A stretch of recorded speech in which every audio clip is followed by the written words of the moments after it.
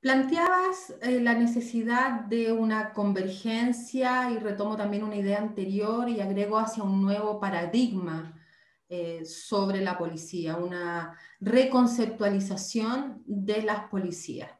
¿Hacia dónde ves tú, pensando en América Latina con todos los aciertos y desaciertos de estos años, hacia dónde ves tú que se encamina esta reconceptualización para una América Latina del siglo XXI con todavía desafíos democráticos e institucionales hacia dónde se encamina o hacia dónde yo creo que debería encaminarse?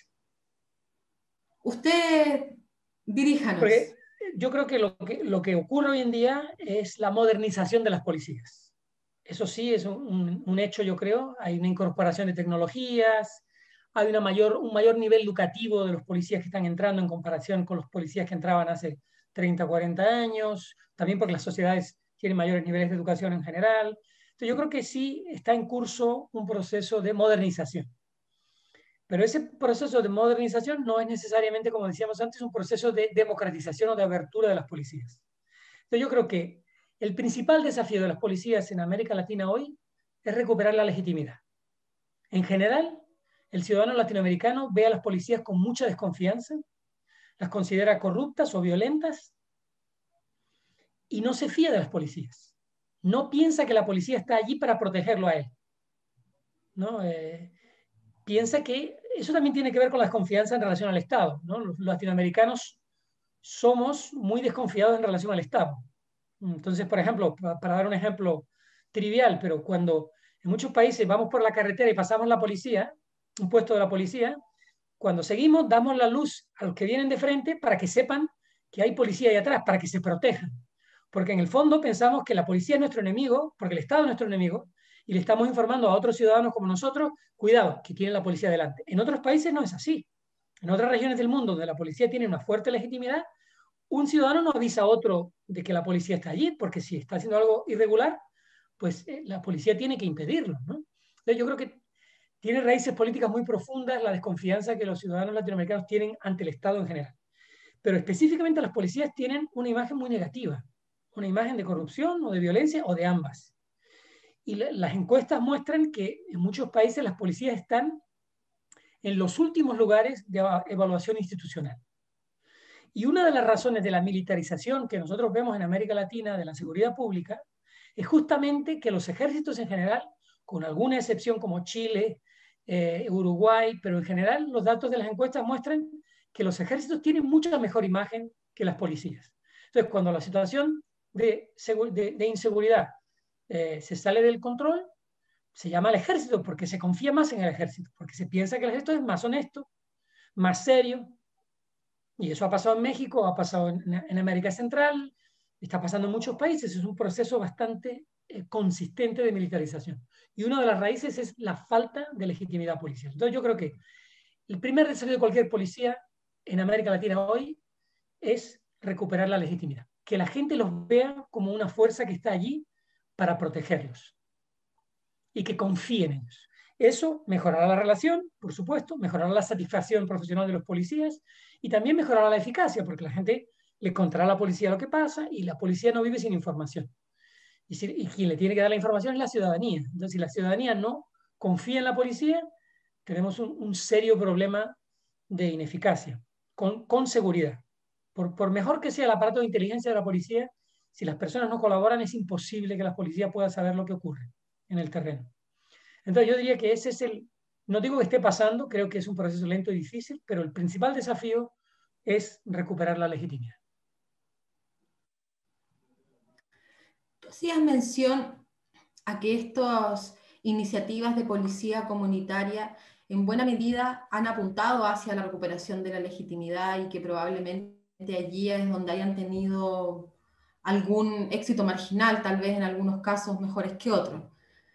A lo menos en mejorar la confianza, ya no digamos tanto la legitimidad en un sentido más amplio, más integral de la idea, sino un poco mejorar la confianza.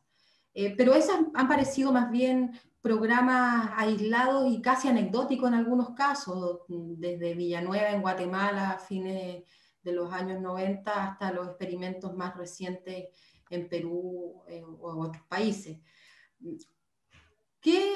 coincidiendo contigo en que aquí hay un desafío importantísimo en la región de dotar de legitimidad efectivamente la actuación policial, ¿por dónde ves tú que es el camino para lograr una relegitimación de fondo? Y ya no solo en la forma de un programa particular en un territorio específico, sino de fondo de las policías. Yo creo que el principal camino para recuperar la legitimidad es hacer que las policías respondan a sus comunidades, desde el nivel local hasta el nivel más amplio. Entonces, por ejemplo, las mejores policías del mundo son evaluadas con varios criterios, pero uno de los criterios es qué dice la ciudadanía sobre su policía. Entonces, cuando uno evalúa a las policías, tiene que colocar eso como un criterio central. Si la gente no está satisfecha con su policía, la policía no puede considerarse una buena policía, porque la policía está al servicio de los ciudadanos. Y la policía tiene que ver a los ciudadanos como su clientela. Entonces, uno de los desafíos es justamente conseguir que las policías respondan a la comunidad, tanto a nivel global, nacional, como a nivel local.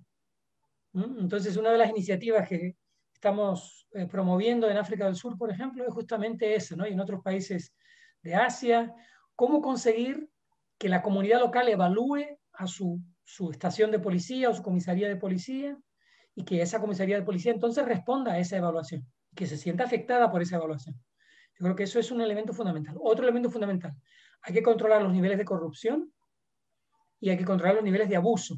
Para eso necesitamos canales de denuncia anónimos que permitan proteger a los denunciantes, porque la gente tiene pavor de denunciar a la policía, y necesitamos potenciar los sectores de asuntos internos. En algunos países tienen nombres diversos, corregedurías, asuntos internos, pero quien investiga los desvíos policiales es fundamental. Uno tiene que tener a los mejores policías investigando a la policía. Primero porque los policías saben cómo funciona su institución y se protegen. Y segundo porque si uno tiene abusos policiales o corrupción policial, es imposible recuperar la legitimidad. Entonces, los mejores policías que tienen que recibir una gratificación, una formación específica, tienen que tener garantía de que no van a salir de esa función, porque hicimos algunas investigaciones en las que los policías que trabajaban en asuntos internos nos decían, cualquier día me van a transferir de vuelta a una comisaría normal y voy a enfrentarme a la persona que yo he investigado que va a tomar represalias contra mí. Entonces, tienen que tener garantía de estabilidad, tienen que tener una gratificación y formación especial, de manera que tengamos los mejores policías en asuntos internos. Yo creo que esos son dos elementos fundamentales. Uno, que la policía responda a su comunidad, que se sienta que depende de su comunidad y que tiene que responderle a esa comunidad. Y dos, que haya canales de denuncia para abusos policiales y corrupción y al mismo tiempo mecanismos de investigación efectivos. No se puede solo investigar cuando llega una denuncia, hay que hacer, por ejemplo, investigación patrimonial. La gente que se corrompe, los policías que se corrompen, como cualquier funcionario que se corrompe para tener una vida mejor y muestra señales de enriquecimiento y de lujo que son incompatibles con el salario. Entonces, hace falta una investigación prospectiva. Algunos países lo han intentado. Entonces, el control de confiabilidad que hay en México, por ejemplo, lo que pasa es que no ha funcionado bien, pero es una tentativa de hacer una investigación prospectiva que garantice que no hay desvíos, ¿no? Por lo menos que garantice la reducción de la corrupción. Y hacen toda esta prueba periódica. Lo que pasa es que tiene muchísimos problemas la prueba que se hace en México y no ha conseguido definitivamente acabar con la corrupción. Pero no puede uno esperar simplemente a que lleguen las denuncias. Es necesario que haya una actuación proactiva para detectar abusos por parte de la policía.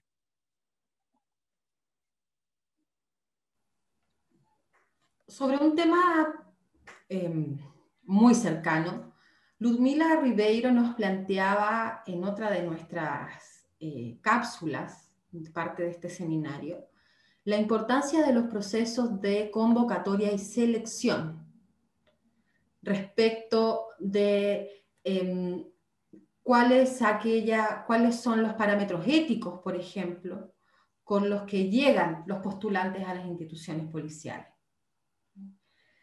¿Cuál es el porcentaje de mujeres que está siendo admitida en la policía? Y hace un vínculo bien interesante también con el tema de las masculinidades y el rol policial desde la perspectiva del uso de la fuerza como una característica masculina, digamos acá, propia de la institución. Entonces, pero quiero plantearte en específico cómo ves que es necesario hacer consistentes estos procesos de selección y en qué sentido con esta necesidad de mejorar los controles internos, de reducir la corrupción, de reducir las inconductas de parte de los y las policías.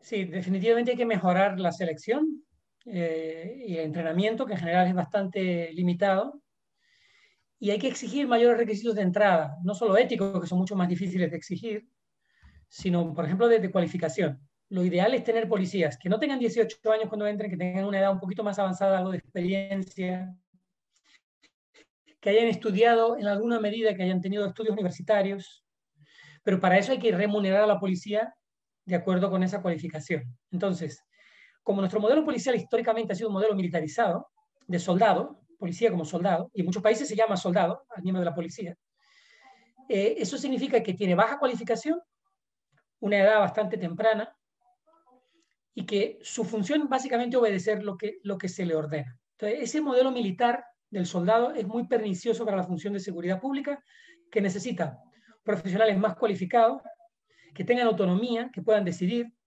Si uno quiere ir en la dirección de una policía comunitaria, uno de los requisitos esenciales es la descentralización. Pero no se puede descentralizar si uno no confía en los policías, si uno no les da autonomía.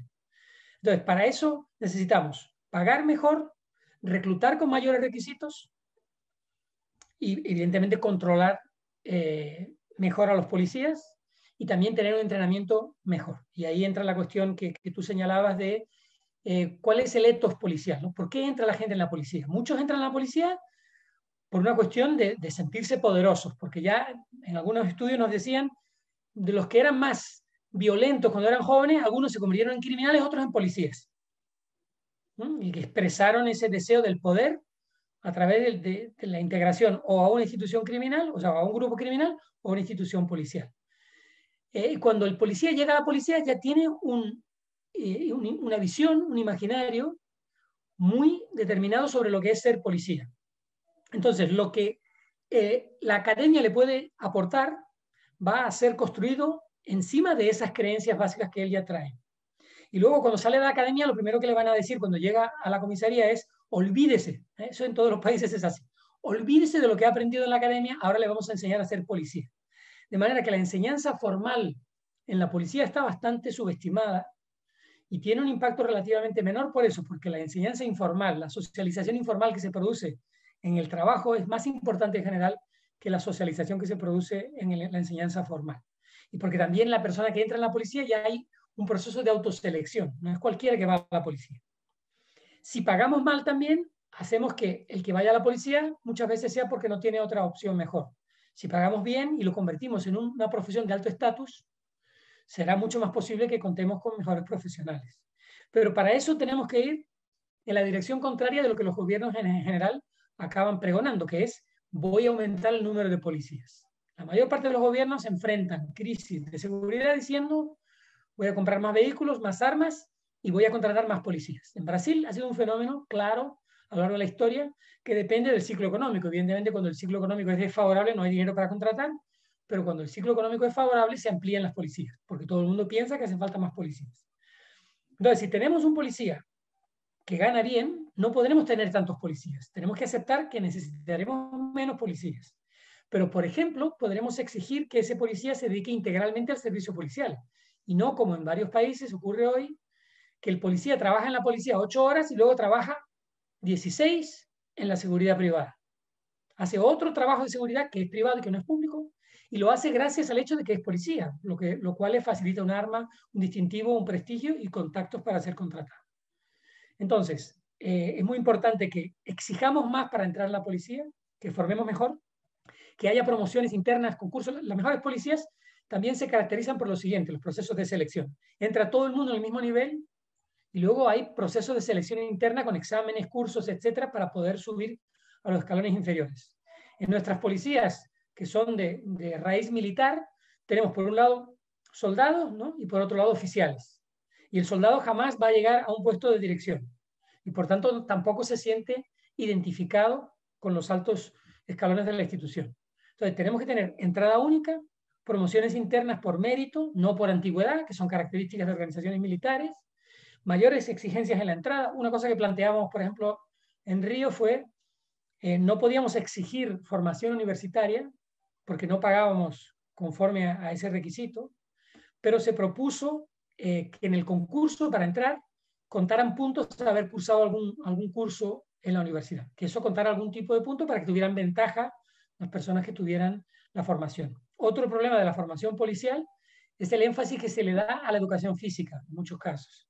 Entonces, se pasan haciendo flexiones y ejercicios, empiezan a trabajar la policía, ya no tienen tiempo, no tienen espacio para cuidar su forma física y muchos policías están obesos, tienen problemas de salud, pero para entrar se les exigió que fueran atletas prácticamente porque en la academia tienen un volumen de ejercicio físico elevadísimo. Entonces, ese modelo hay que cambiarlo. La fuerza física es un componente esencial del trabajo policial, pero no puede ser el único componente. Además, porque la fuerza física hay que decidir cuándo, cómo usarla. Entonces, el énfasis excesivo en ejercicio físico, en formación física, ha sido también un lastre en la formación policial históricamente.